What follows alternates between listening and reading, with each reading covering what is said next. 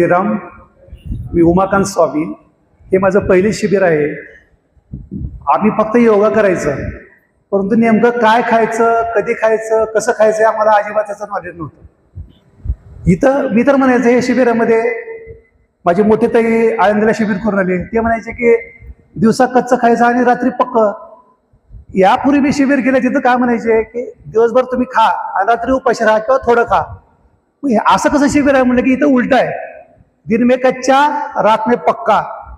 पण या शिबिरात आल्यानंतर मला कळालं की खरं हेच आहे की दिन में कच्चा रात में पक्का. शिबिरात आल्यानंतर माझी शुगर गोळी घेऊन 72 होती, पण ज्या दिवशी 6व्या दिवशी आपण चेक केलो बिना गोळीची माझी शुगर 95 निघाली आणि बीपी पण माझा नॉर्मल आला.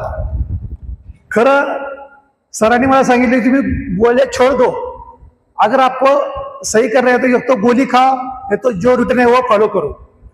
तर मी तर म्हणतो की गोपाळ शास्त्री सर हे कॉमन मॅन नसून एक लिव्हिंग गॉड आहेत.